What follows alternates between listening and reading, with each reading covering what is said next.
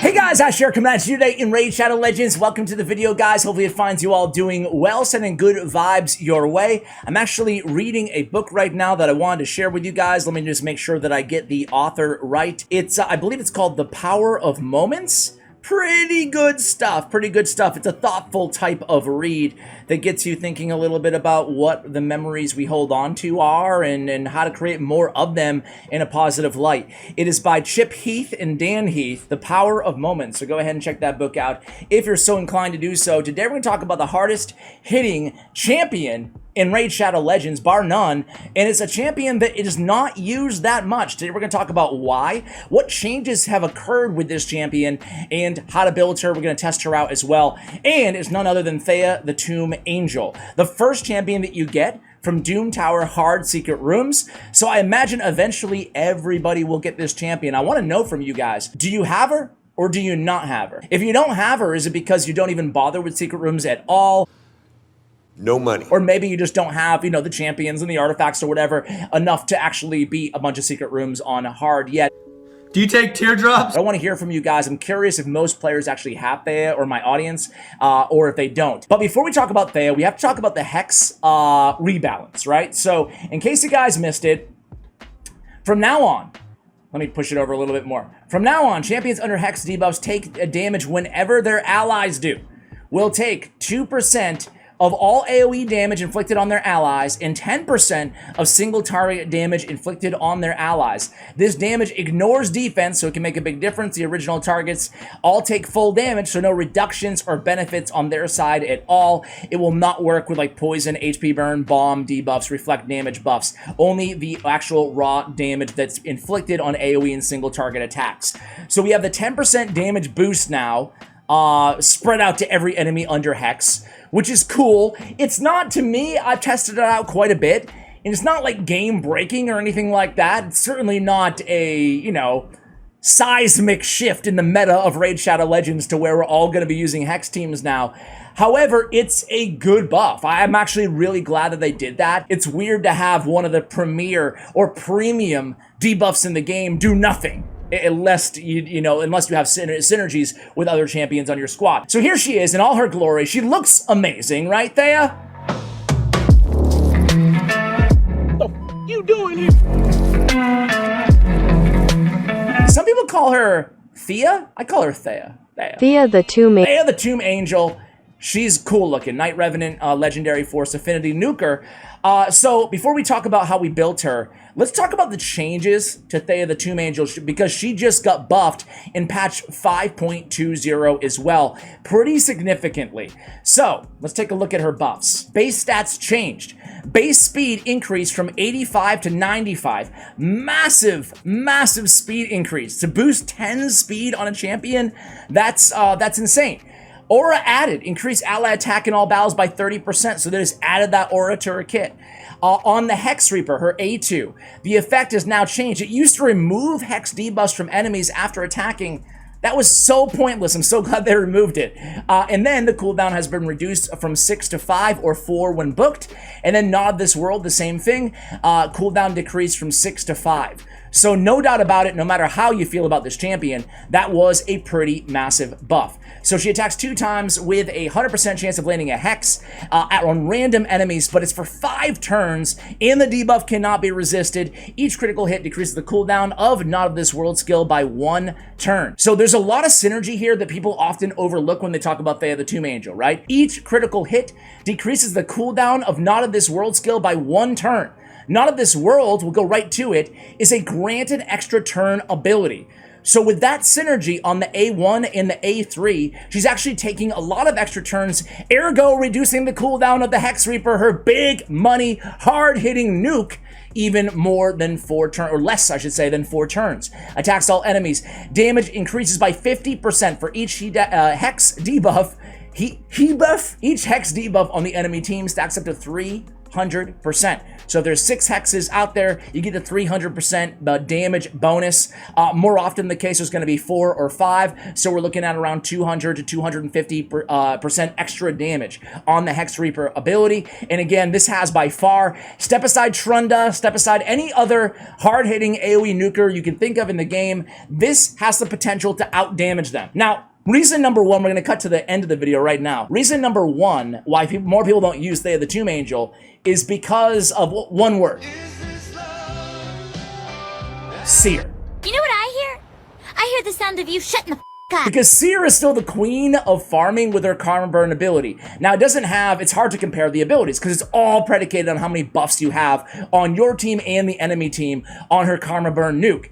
However, you know, it can just absolutely decimate if you build a team around Seer to activate that Karma Burn. So that's partially one of the reasons why not many people use Thea the Tomb Angel. If she didn't exist, people would either go with or Seer that is, people would either go with, on these speed runs, Poison like Combust team, like an Eleanor team, or a Cavalax type synergistic team with Xavier or somebody like that, or they would go with Thea the Tomb Angel Hex strategy paired with Mithrala Lifebane. So I think there's some potential with this champion, but we're gonna have a lot of fun with her today. Regardless, Cruel Angel on the passive has a 50% chance of placing a True Fear debuff on all enemies for 1 turn when an enemy loses 30% or more of their HP in a single hit. This Cruel Angel passive is actually really solid as well. You add all that to the attack in all battles at 30%, I have to say, Thea the Tomb Angel. I am Detective Hercule Poirot, and I will deliver your killer. You're looking good, sister. You're looking good. So we have Helm Smasher. We kind of thread the needle here between an arena build and also a PvE build. We went with Helm Smasher as our tier 6 mastery option. We also went down and grabbed Opportunist. I think I should redo this, get rid of Whirlwind of Death, pick up Shield Breaker, and then go down to Ruthless Ambush as well, because Ruthless Ambush increase damage inflicted by 8% for your each hit on, or your first hit, excuse me, on each enemy. That's such a powerful mastery. So I think if I could do things over here, I would change only that. Also went down, excuse me, and picked up Retribution Mastery. So those are the masteries I went with, guys. I put her in a lethal and crit damage set, which, you know, would be the perfect best case scenario for nukers in this game, in my opinion. We have 100% crit rate, 102, 252, so a lot of crit damage as well, a little bit of accuracy, and then we have not a lot of speed, unfortunately, but a decent amount of attack and a little bit of durability. Her base stats aren't too bad, a lot of attack. Her speed now is good, 100 when she's 6-starred. That's really solid considering it was, what, 90 before. So really solid there, and yeah, Thea is pretty solid. How many times am I going to say she's solid? It's pretty solid overall. So we have attack with more attack on the banner. We have crit damage on the amulet, and then we have attack with more attack on the ring. And then, as I mentioned, I hadn't have a lot of good lethal gear lying around, so I used what I had, right? A couple speed rolls, a couple crit rate on the shield and the weapon, all to get her in crit damage on the gauntlets. And then we have attack percentage on the chest, and speed, of course, on the boots with more crit rate there. So there it is, guys. That's the build. Let's go ahead and try her out. Now, I talked about it earlier, guys. Actually, let me give you a couple options for hexers, right? Obviously, the great Mithrala Life... Actually, before we get to Mithrala Lifebane, let's talk about some other options here. We have... Oh, man. You know what? It might just be easier to go to my... I thought I recently... Somebody... Some smart people in the comments are like, Ash, before you record a video, bro, how about you just do a battle with all the champions you want to spotlight? Isn't that easy? Thank you for saving me. Vildrax, who's not shown here, but Vildrax is a good hex, AoE hex placer. And then we have Cleopatra, who I think is a really solid hex placer as well. 100% chance of placing a 100% chance of placing a hex debuff for 3 turns on a 4-turn cooldown. So Cleo can give you damage plus hex on the AoE. We have Mithrala Lifebane. You don't need to run 3 or 4 hex champions alongside Thea the Tomb Angel. 1 ought to suffice, right? We have 2 on that. We actually 3 on this team, because why not make a whole hex team? They all have other synergies that jive with hex as well, so the more hexes, the better, right? Gaze of Stone on Mithrala. Whenever this champion is attacked by an enemy under a hex debuff, has a 50% chance of applying petrification debuff on the attacker for 1 turn. Whenever an ally is attacked by an enemy under hex, has a 30% chance chance. Really, really solid ability there. She also has a cleanse on the A2, but she has an AOE Hex and increased defense and increased attack on a 3-turn cooldown. This is going to be tremendous to pair with Thea the Tomb Angel for obvious reasons. Mithrala Lifebane, my favorite Hex champion in the game. But we also have Rule the Hunt Master. So Rule has an AoE with an extra hit on enemies under Hex. Will ignore 25% of the target's defense if there are 4 more enemies under Hex. So again, Hex really helping him out as well. And then we have on a 4-turn cooldown, a Hex for 2 turns, along with increased accuracy on all allies. We also have decreased the speed of all enemies under Hex debuffs by 5%. Decrease the resistance of those enemies by 10%, also increases the damage enemies under Hex debuffs receive by 10%, and decreases the value of heals they receive by 30%. This is a really, Rule the Hunt Master, especially if Hex ends up really being a thing in the future, he's going to be a sneaky good champion, I think. All right, guys, I wanted to sub in Dracomorph because I wanted to maximize. I jumped into a run, and then I thought, you know what? I want Weaken on the enemy team too, just so we can do a damage check on her. So that's what we decided to go with. So we have Dracomorph instead of Stag Knight.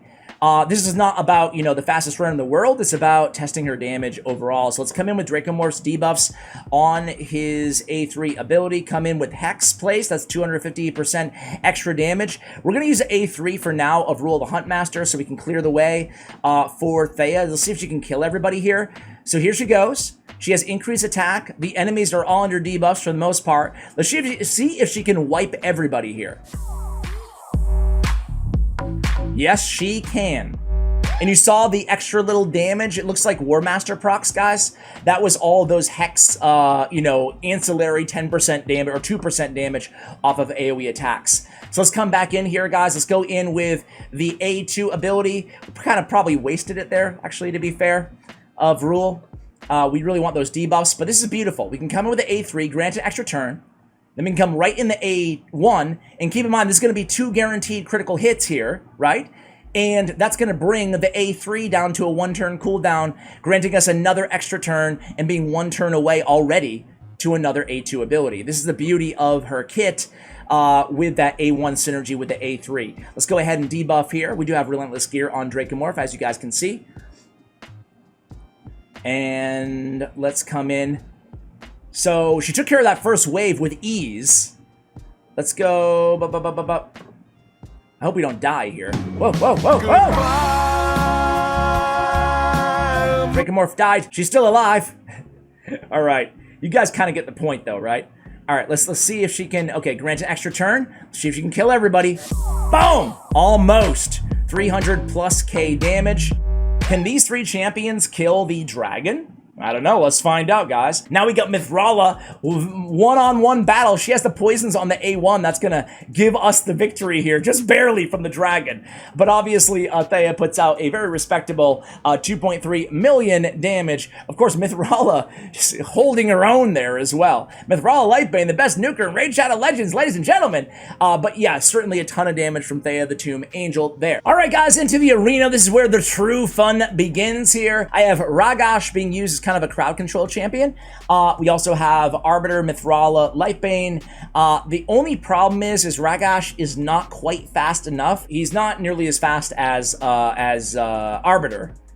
So let's see if that kind of messes up what we're trying to do here. Thea is obviously very, very slow as well. But let's come in. This doesn't really affect us here. We land a couple stuns. That's tremendous. We come in with the A2. We place Hex on all the enemies. And then we're going to come right in here. Let's slow it down and watch everybody die, hopefully. Except for Duchess. No. We even take down Duchess. So the damage wasn't out of this world. But again, a very tanky team for the most part here. And we pick up the victory nonetheless. So let's just keep moving down the line here in the arena and see what this squad can do. Here we go against this Mountain King. What's going on here? Okay, Mountain King, Alexander, Foley team. Kind of a weird team. We should be able to take care of this team with no problemo. What's up with my wait times? A little bit longer today. All right, let's speed boost. Let's go in with the A2. Stun, kill. Thank you very much.